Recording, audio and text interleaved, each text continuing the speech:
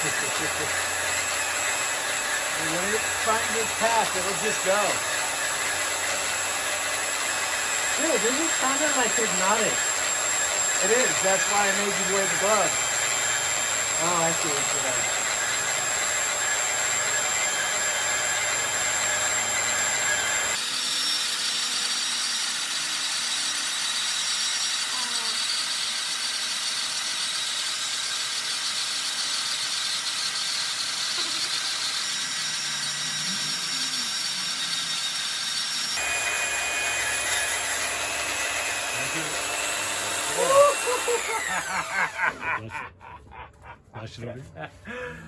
Dude, this is incredibly satisfying. Just being able to cut metal. It was only a straight line, which isn't very straight because I kind of suck at this.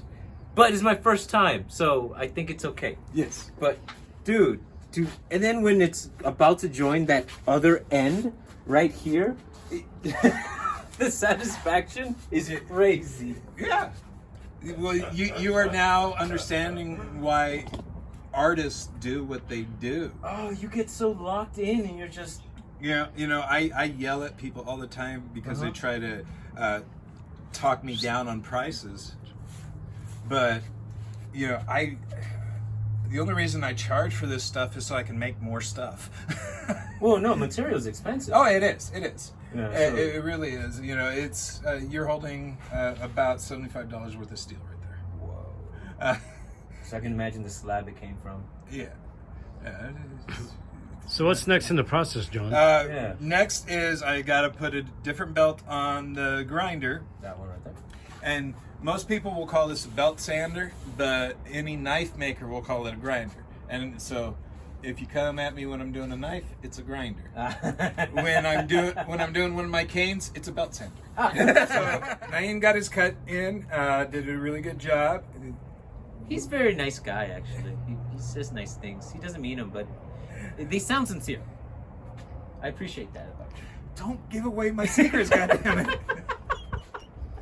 So we've got to clean up the outside edges of it to make them smooth and flat, or flat is a relative term. Right.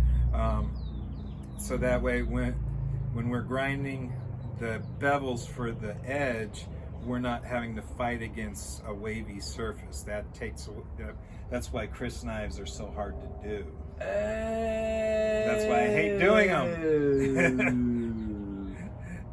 That makes total sense. If you come up one of these times, I'll show you the trouble of a Chris knife. Ooh, yeah, I like to struggle a little bit. But I'm going to show Naeem just a little bit on this, and then we're going to have him clean up a couple of these edges, and then...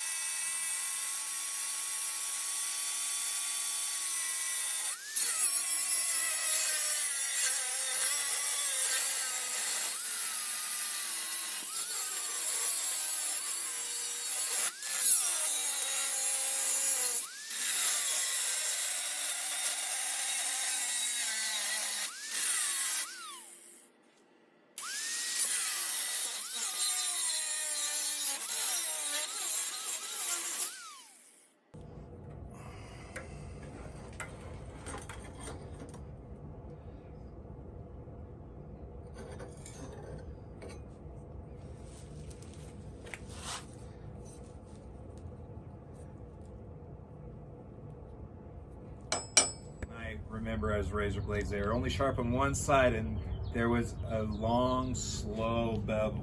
I'm not that young. I remember razor blades. I still shave with a straight edge. Hey, they don't make them. They don't make razor blades the same way they used to. Like the big square one? Yeah, the square. Yeah, with the lid in the middle. Yeah, I know what you're talking about. Yeah, they still make things that look like it, but they don't have the same bevel to it. Is that? Yeah. I rummaged through some of my old stuff from my grandpa and found an old rusty one and was like, hey! Let me clean it up. I was about to, actually. Okay, so show me what to do because I don't, hurt myself. So I have cleaned up the blade. Okay, see, because I was looking at that and then I was looking at the cut I did and I said, damn, I really suck because look how clean that cut is. Well, this I didn't clean up. Oh, okay, well, then I don't feel so bad now. Okay, so we're gonna just come in here and You want this to square up with the flatten as best as possible. You want that gap to close. Well, no, not the gap. You want that, but you don't want it to. See if I go like that. Oh, I see. And we're just gonna. That'll be hot. Yeah, that's hot. I'm not going to do all this, so I've done this side. Okay. I want you to do this and the flat. Don't try to do the angle, because it'll grab it and you'll stab yourself in the gut. Ooh, do that. No! Damn. Okay. May I? Good.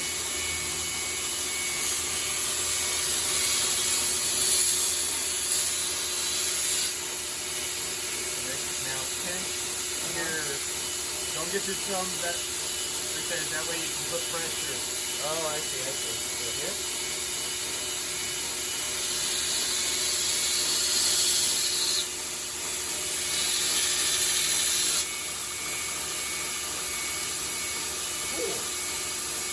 How's that? Looking good?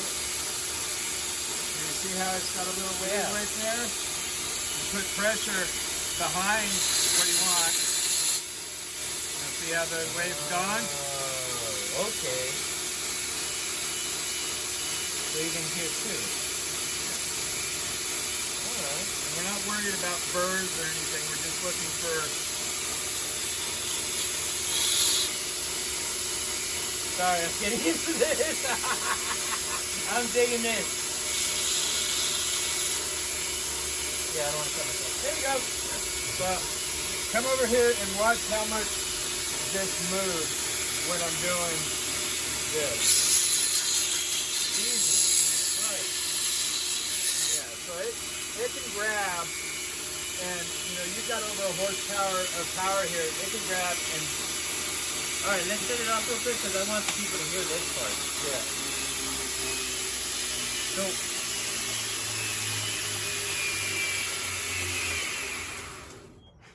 you weren't supposed to touch things when they're moving. You aren't. Oh, I'm not. Okay, thank you. This is I my appreciate fucking it. shop. Well, no, folks. What he was saying is that he didn't want me to do the the complicated grind because you're relieving pressure on one side and you're putting pressure on another, and you don't have a lot of contact. And this is one of the cheapest grinders out there for knife making, but it has a horsepower of power in it, 1 horse worth of power in it, and it can grab and pitch it. So, and you're standing right here, that's well within stabbing range. And that, while it's technically not sharp, it's pointy. pointy is stabby, folks. Pointy is stabby. So that's what we do with the outside. You got to clean up as much as you can. There's going to be areas like right here. Yeah. I can do it, but it's a pain in the butt, and I destroy belts doing it. Oh, because it catches all the corners, right? Mm-hmm. So I'll come in with my little grinder later. So like a Dremel? Like a Dremel. Okay. And just clean that up. I'm probably going to have to do that for the bevels. So you really need to have a like almost a OCD sense of detail. You do, and it's like, you guys sent me the picture of the knife you wanted, and it was at an angle. I looked and looked and looked. Every single one of them is at a weird angle. That's why if you look, that and that aren't quite lined up. Oh. But to me, as somebody who uses a knife, It's a chopper. it gives me more versatility because I can come in and catch it here, or So he made it versatile, folks. I do that on everything. Yeah.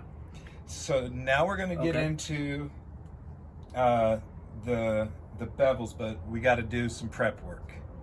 All right.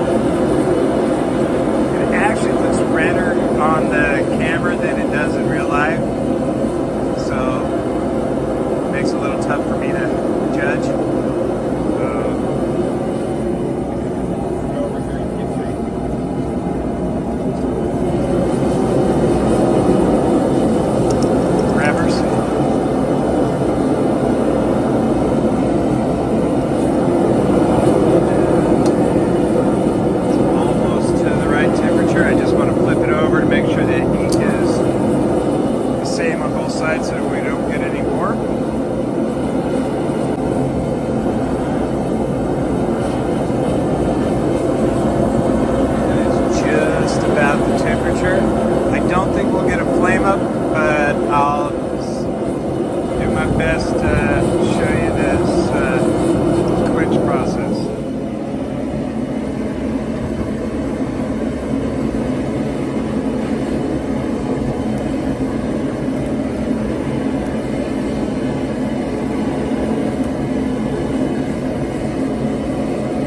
So there she be. Gonna let that soak in there a little bit. It's still a little hot.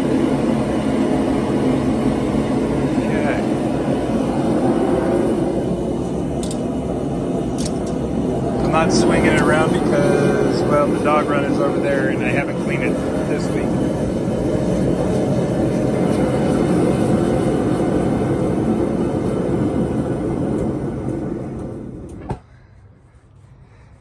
So that's the heat treat process. I gotta clean everything up here and then I will do a temper on them. All right, so literally just got done with the heat treat. I got you at a odd angle because I just wanted to show this part. This is a Rockwell file. It sees how good the heat treat was. Oh yeah. See how it sounds like it's just skating across there? That's a good heat treat. It's not biting into the steel. Just a nice, good heat treat. So what I'm gonna do next, and this is boring, so I don't know if we wanna film this or not, I'm gonna throw these in the temper, which is basically just a toaster oven at about 425. And I gotta do this twice for 2 hours. So yeah, I'll be sending these 2 videos to you. So now we're going to get the wood roughed out to shape. So we're gonna chop off. So what are you working on? We're working on a handle. Oh. You guys are the professionals. I don't know. That's why I That's jumped in. true. He's the guy that makes things. We're the guy that talks shit about the people who make things. There you so, go. So we're getting ready to prep the wood for a handle. We got to lop off basically the length we need for the handle, and then we'll draw the template so I can cut it out on the bandsaw. Okay. And we're doing it all one section, and then what I'll probably do is cut this in half. Ooh. This way, so we can hollow out a place for this to sit in with pins, hidden pins. Wow, that'd be cool. Do you hollow out like half on one side, half on the other, or do you hollow out all on one side and then? If the center cut goes perfect, I do half and half. If it's to one side or another, then I do it all on one side. It all depends on how nice my cheap worksite table saw. Let's find out. So this is what we're gonna use. This is the chop saw. This All is right. gonna do the fun stuff for you. The chop it to length. Dude, look at the blade. That's 12 inches of blade. Size matters, folks, sometimes.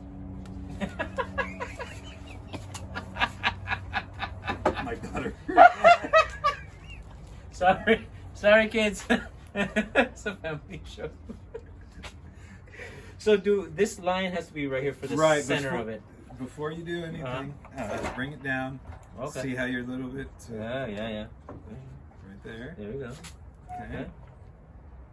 Cool beans. Have it pressed up against that back, or it'll pull it out of your hand, and that hurts. Yeah, everything hurts here. Damn it. This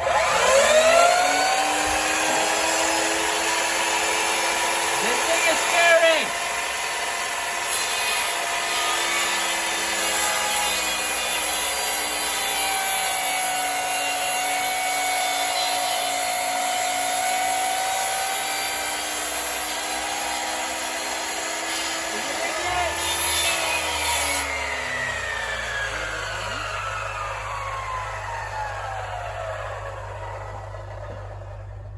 You know, is it odd that the first image that popped into my head was, wow, this could take an arm off. Really? Yes, yes you can. Holy crap! All this stuff is dangerous. Yes. Now we have our wood.